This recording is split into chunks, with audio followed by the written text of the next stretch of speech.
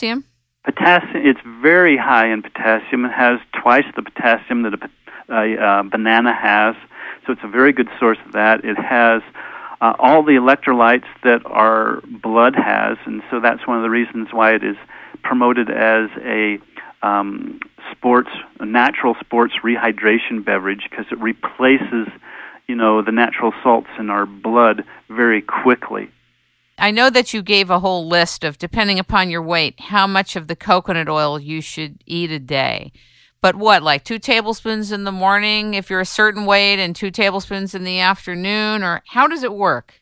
Well, if you want to get a little more scientific, you can, calculate that out. But generally what I recommend is that people take between 1 and 3 tablespoons a day, and they kind of determine for themselves how much they want, depending on their likes, their dislikes, how well they can stand it. Because, when you add coconut oil in your diet, a lot of people aren't, accustomed to eating coconut oil or any oil. And so adding more oil, it takes them a while to get used to it. I put it in my mouth and I drink water down and it's done. That's because you're probably used to it a little bit, but some people just can't put it in their mouth.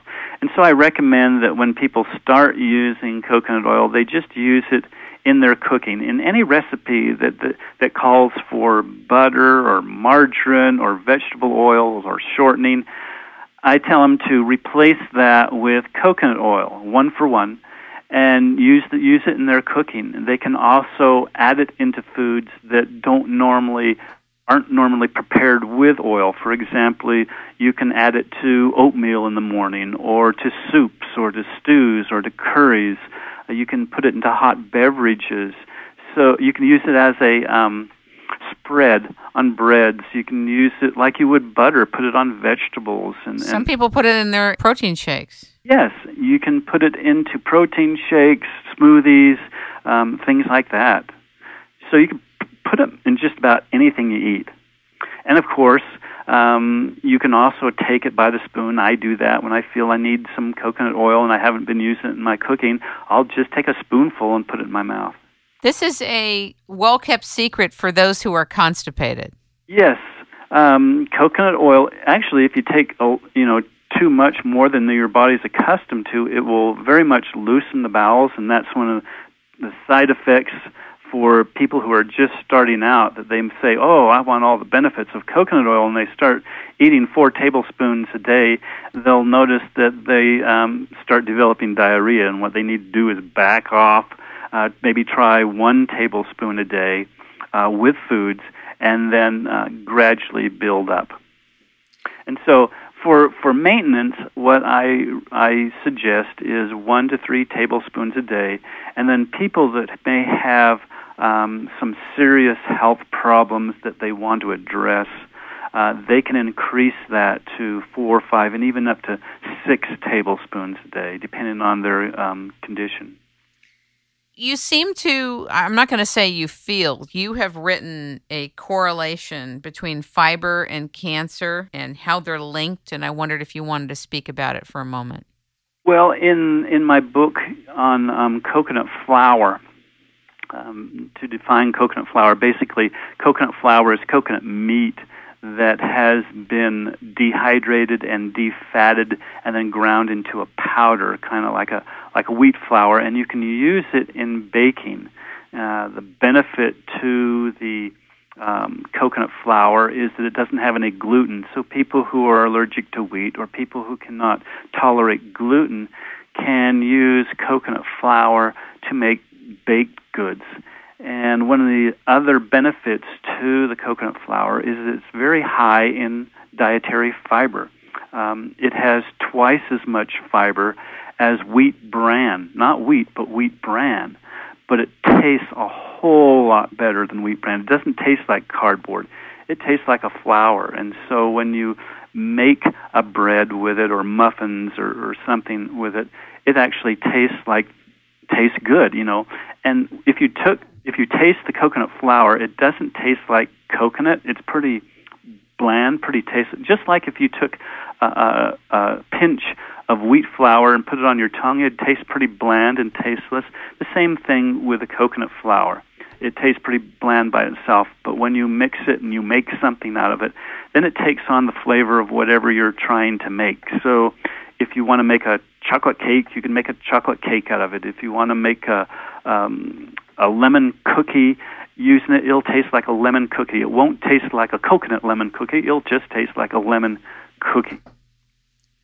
So because the coconut flour is a very good source of fiber, it's also healthy. You know, we're told that we need to add more fiber into our diet because the typical American diet is very low on fiber because we eat so much refined carbohydrates, the refined flours, that we're not getting enough fiber.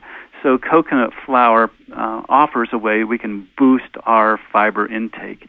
And research has shown that the fiber helps in many ways, and one of those is reducing the incidence of colon cancer. You know the older man that was on the island that you used to know that eventually passed away? Paul Sorcy, I think, is who you're talking about. That was so healthy, and he shared with you all about the marvel of the coconut. Can you talk a little bit about him?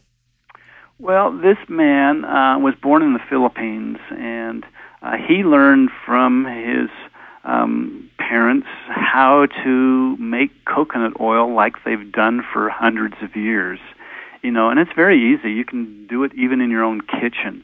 You know, try to do that with corn oil or, you know, soybean oil. It would be probably impossible. But you can do that with coconut oil. And so he learned to do that. And then this was back around the turn of the 19th, the 20th century, and when he was young. And this is when the United States owned the Philippines back then.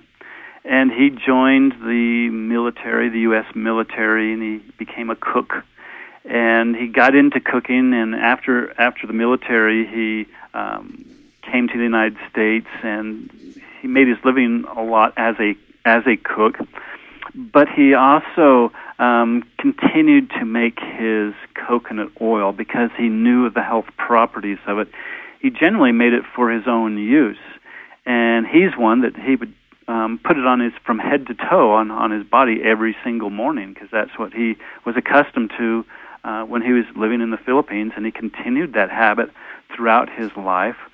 And eventually, people that he would come in contact with, he would start talking about the wonders of coconut, and they would want to start using it. So he would give them some coconut oil, and they would start using it. And then they would come back, and they say, wow, this is great stuff. It helped me overcome this problem and that problem. And so he started selling little batches of coconut oil and actually started a business of selling coconut oil. And this was after he retired. He was in his mid-60s or something. He finally retired, and he started selling coconut oil. And he did this for another 40 years or so. He lived to be 102, and he ate coconut oil every single day of his life and helped many other people with various health problems by giving them coconut oil. This was his calling. It was, yes. I mean, I tell the whole story in the book. Right. And tell about certain instances where people had certain health problems and how he cured them using the coconut oil. How did you meet him? Well, it wasn't actually me that met him, but it was an acquaintance of mine. And so the story in the book is written, he actually wrote it, so it's from his perspective. Got it. You had said that of the many things you have listed, coconut oil really helps with blood sugar and diabetes. And since there's such a high incidence of this, can you share why it helps? Well, there's actually a lot of reasons why. One of the basic ones is if you include coconut oil in a meal, what it's going to do is it's going to help slow down the digestion of the sugars into the bloodstream so that they go into the bloodstream at a slower rate. So it will help moderate blood sugar levels that way. Other ways is that research has shown that coconut oil also helps improve insulin secretion, so you get better insulin response. It also helps improve the cell's utilization of glucose, or in other words, it helps to reverse insulin resistance. Insulin resistance is the primary cause of type 2 diabetes. because the cells aren't able to